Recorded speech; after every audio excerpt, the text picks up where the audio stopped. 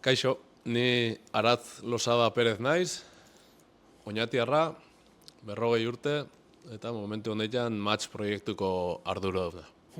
Vale, nola sortu zen Match proiektua egitearen ideia? Bueno, behar batetik ez, gauza asko sortzen dira moduan, behar bati edo eskaera bati erantzun bat eman nahian, oindala ja urtetxo batzuk, hainbat edabidek gazteen gana heltzeko zeukaten arazo hori dela eta, Jarretu. bai, behar bat somatu zen, gaztien gana iristea gero ez da zailagoa zala konturatu eta geunden, eta gaztien gana iristeko proiektu bat landu behar zala ikusten zen, eta zentzu hortan gazteek gaur egun kirola asko egiten dauela ikusi zen, egia da kirolakin batera kultur mugimendutan, kontzertutan da beste hainbat lekutan badabiltzatela, baina kirola hartu zen oinarri moduan, eta kirol eduki bereziak eskaini asmoz, gazteen gana euskeraz heltzeko helburuarekin sortu zen Match, oindala 2 urte pasa. Zergatik bideo mota horiek? Oda, jokuak, zergatik bideo mota horiek edo zergatik planteamendu hori? Bueno, gazteek, gure xede taldeak, gaztiak 18-35 urteko gaztiak hori kontsumitzen dutelako. Sareetan dabiltzalako, sareetan bizi dira, euren egunerokoan ordu asko ematen dute sare sozialetan murgilduta, eta sare sozialetan informazioa jasotzen da, baina asko kontsumitzen da entretenimentua. Eta zentzu hortan ikusi genuen aukera bat, euskerazko kirol entretenimentua gutxi landuta zegoela ikusi genuen, eta hortxe sartu ginen, pixkat ideia horrekin. Entretenimentua, kirol entretenimentua euskeraz emateko ideia horrekin. Aipatu duzu gazteak. Helduentzako ere bideratu dago nola baitera? Bai, dana da danontzat. Gure fokua gazteengan jarritea dago, baina egia da kirolean interesa daukan orok seguruenik eta entretenimentuan eta euskeraren inguruan edukia kontsumitzen duen orok interesa eduki dezakela Matcheko edukietan, ez? Eta zentzu hortan fokua gazteengan jarrita baldin badago, badakigu gazteetatik aparte badagoela kontsumorik Matcheko edukietan, baina bereziki gazteengan gaude oso enfokatuta, bai. Zergatik herriko taldeak eta ez dakit, igual errealean edo atletik edo talde handiekin? Horrek diferentziatzen gaituelako. Azkenean toki edabidea gara. Tokiko men toki edabidea gara, gure bazkide guztiak toki edabideak dira eta gure indargunea tokian tokiko informazioan dago.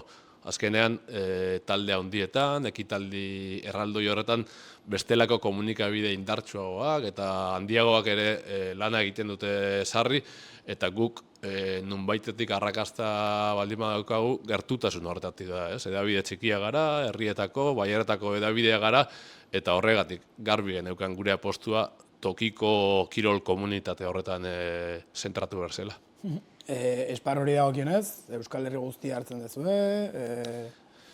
Bereziki Gipuzkoa esango nuke. Bereziki Gipuzkoan jaio zen proiektua da, baina egia da 2 urte pasatxo diala, eta muga horiek poliki lausotzen da bitzela, ez? Tarteka egin izan ditugu gauzak Gipuzkoatik kanpo, Bizkaiara mugitu gara, iparralde aldera bai, beste lurralde batzutan beharitu gara, baina bereziki egin esan beharra dago gehiengoa Gipuzkoan mugitzen dela. Matcheko edukiak bereziki Gipuzkoako edukiak dira, baina mugak gero eta lausoagoak direla garbi dago. Eta nola, intentzioa da ere beste lurralde horietara zabaltzea? Osa, beste tokiko edabide horiek ere engantxatzea Matchera? Bai, poliki, ez? Azkenean proiektu berri xamarra da, 2 urte inguru, egia da, egosten hasi zenetik 5 bat urte izango direla, baina gauzak poliki egin nahi ditugu, pauso, eta mugak jarri gabe, etorkizunean poliki alitzateke beste lurralde batzutera ere zabaltzea. Aipatu ez du batez ere Gipuzkoan. Proiektuan doan edabide guztiak Gipuzkoarrak dira, badago baten bat Bizkaitarra.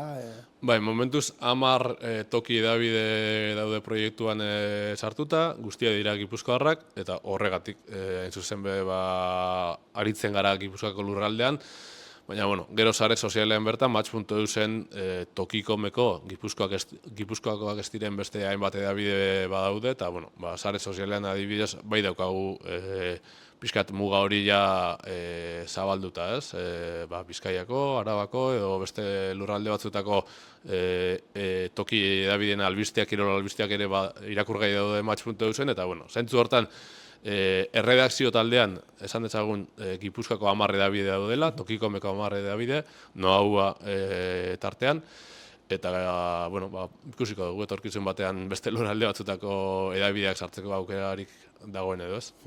Vale, sare sozial libretan zaudete, ez? Bakit, ohikoetan edo konbentzionaletan ere t-shirtak edo igotzen dituzuela. Zergatik erabaki izan Mastodonen sortzea sare soziala edo? Gure tokikomeko filosofiari jarraiki hartutako erabaki da. Azkenean tokiko hedabideetan eta tokikomen hausnarketa sakona egiten ari gara azkenengo urtean sare sozial komertzial hauen erabilearekin zer egin, ze kontutan hartu behar da, sare sozial komertzial hauetan dagoen informazioa ez dela gurea. Sare sozial komertzial horietako jabeen sarea informazioa da.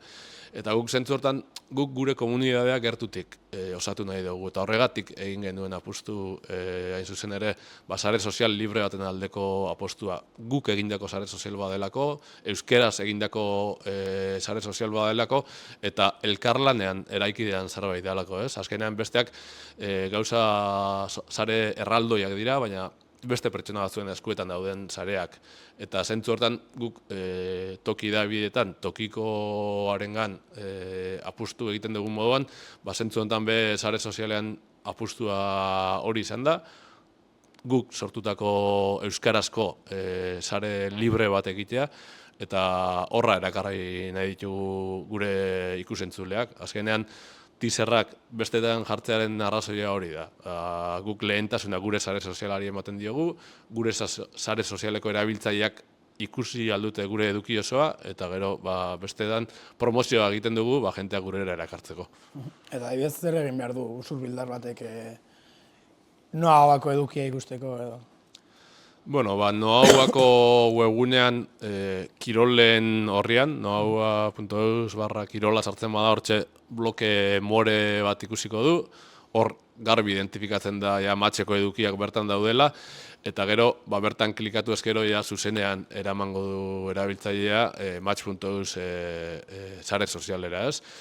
Sare sozial nahiko intuitiboa da, gaur egun sareetan edozein sarek lehengo Twitter edo gaur egungo Xen asko dauka, eta erregistratu bertan, izena eman, eta norberak erabiltzaile moduan eragin dezake sare sozial hortan. Hau da, sare sozial ez da soilik informazioa irakurtzeko leku bat, baizik eta zure informazioa partekatzeko ere bai, eta hori ere nahi dugu, ez? Erregistratzen den jenteak bere edukia igo dezala, beste sare sozialetan egiten duen moduan bere egunerokoa partekatu dezala, edo kasu honetan kirolan inguruko informazioa eman dezala, ez? Eta, komunitate hori eraikitzen ari gara, eta, poliki-poliki egia da gero ezta jente gehiago hurbildu dela match.eusera. Aipatzezu komunitatea, zenbatekoa gaur egun komunitate hori? Ezagit, zifra errala dan edo? Momentu hauetan 3.000 erabiltzaile inguruko komunitate bati buruz hitz egiten ari gara. 2 urteko ibilbide honetan, poliki-poliki gure edukiak kontsumitu nahian gurera gerturatu den jentea da, bere kabuz erregistratu dena, bereziki beste sare komertzialetan teaser edo pilula horiek ikusi ostean gurera etorri direnak, eta oso pozio, komunitate hori egunetik egunera gero eta handiagoa da, eta nahi duguna da, pixkat hori, ez? Jente ezberdina gurera erakarri, eta komunitate aktibo bat izatea.